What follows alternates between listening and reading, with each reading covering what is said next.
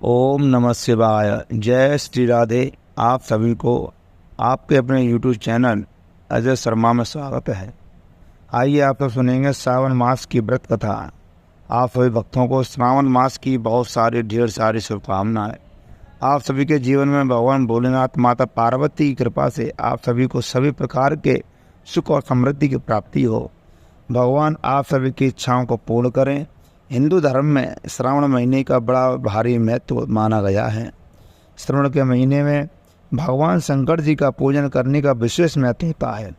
इस दौरान भक्त जन दूर दूर तक यात्रा करते हुए भगवान शिव के मंदिरों तीर्थों में जाकर के यात्रा करते हुए भगवान शिव का रुद्राभिषेक एवं जलाभिषेक करते हैं। इससे भगवान देवादिदेव महादेव अपने भक्तों पर अति प्रसन्न होते हैं। श्रावण के महीने में विशेष प्रकार से जितने भी सोमवार होते हैं उन सभी सोमवारों को जो कि व्रत को धारण करते हैं, इस दौरान भगवान शिव जी का पूजन करते हैं, कथा श्रवण करते हैं।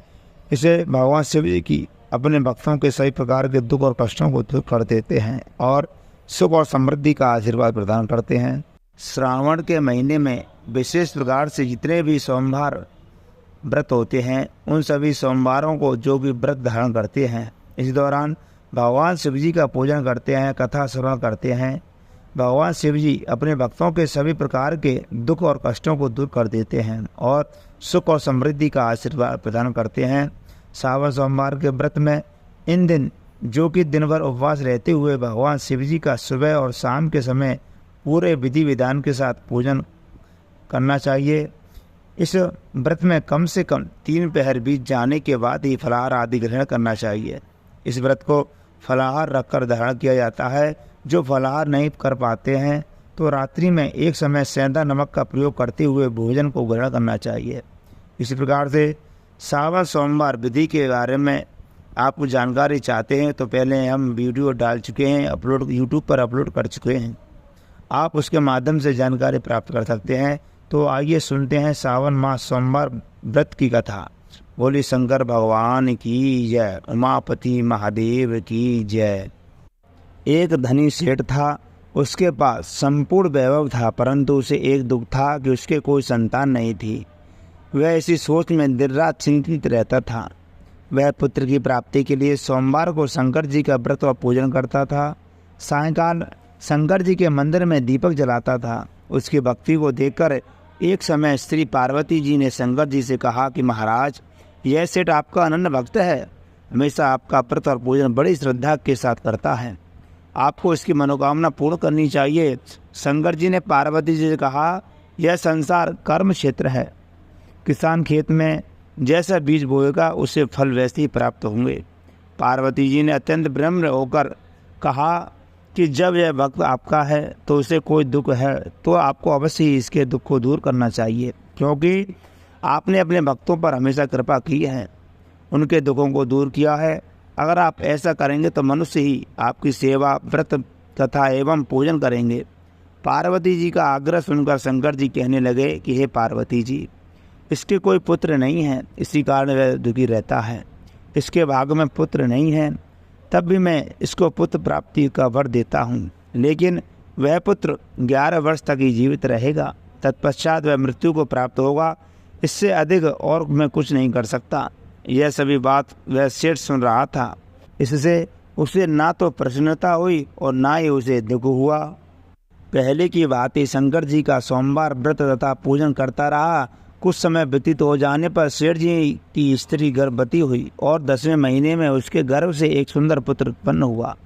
सेठ के घर में बहुत खुशहाली मनाई गई, लेकिन सेठ ने उसकी उम्र केवल 11 वर्ष जानकर अधिक खुशी प्रकट न की, न किसी को भेद बताया। जब वह बालक 10 वर्ष का हो गया तो उसकी माँ ने उसके पिता से विवाह के लिए कहा, लेकिन वह सेठ कहने लगा कि इसका विवाह अभी नहीं करूँगा, इसे काशी पढ़ने भेजूँगा। उस सेठ ने अपने साले लड़के के मामा को बुलाकर उसे बहुत सारा धन देकर कहा कि तुम इस लड़के को काशी पढ़ने के लिए ले जाओ और रास्ते में जिस तरह भी जाओ यज्ञ करना और ब्राह्मणों को भोजन कराते जाना। वह दोनों मामा और भांजे रास्ते में सब जगह यज्ञ कराते और ब्राह्मणों को भोजन कराते जा रहे थे।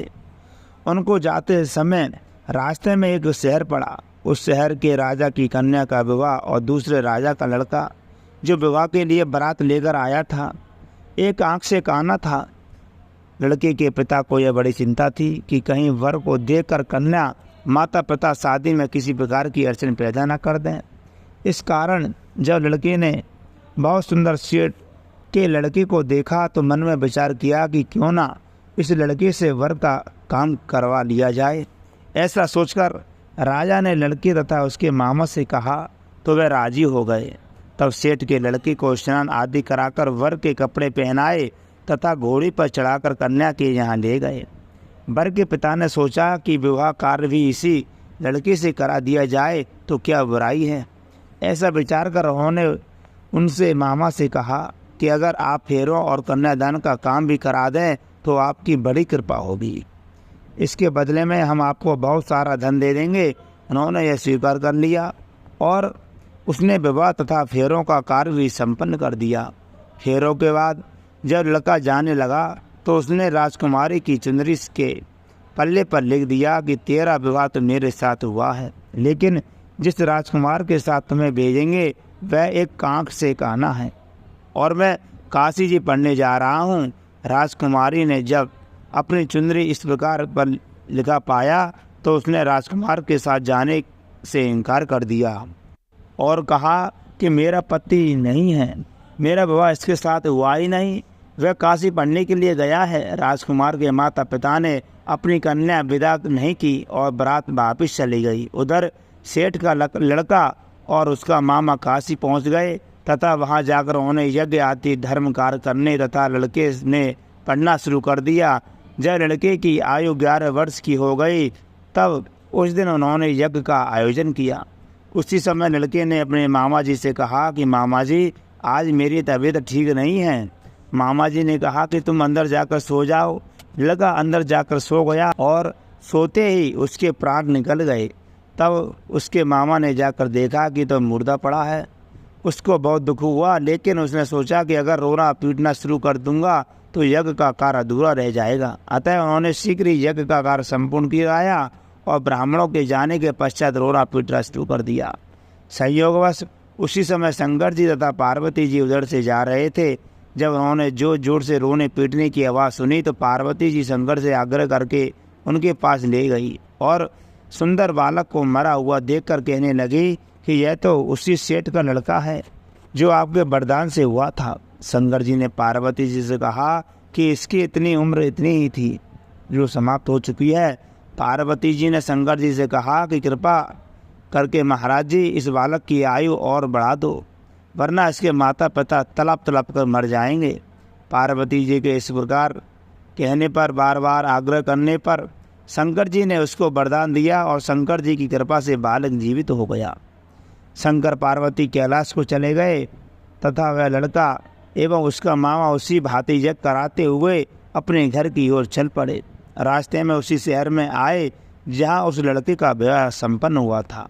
वहाँ पहुंचकर जब उन्होंने यज्ञ आरंभ कर दिया तो उस लड़के के ससुर ने उनको पहचान लिया और अपने इस महल में लाकर उनकी बड़ी खातिरदारी की ही, साथ ही बहुत सारा धन दिया तथा बड़े आदर सत्कार के साथ अपनी लड़की को उनके साथ विदा कर दिया। जब वह अपने शहर के नज़दीक आए तो उसके मामा ने कहा कि पहले मैं तुम्हारे घर जाकर आने की खबर बता देता हूँ। उस समय उसके माता पिता घर की छत पर बैठे हुए थे और उन्होंने यह प्रण कर रखा था कि यदि हमारा लड़का सकुशल घर लौट आया तो राजी खुशी नीचे आ जाएंगे, वरना छत से गिरकर अपने प्राण त्याग देंगे।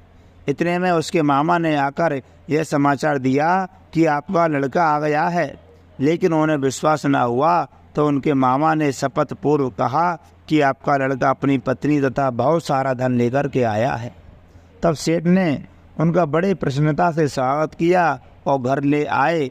वहाँ पर बड़ी प्रसन्नता के साथ रहने लगे। इस प्रकार जो भी सोमवार के व्रत को धारण करता है अथवा इस कथा को पढ़ता एवं सुनता है उसके सभी दुख दूर होकर उसकी सभी मनोकामना भगवान शंकर की कृपा से पूर्ण हो जाती हैं।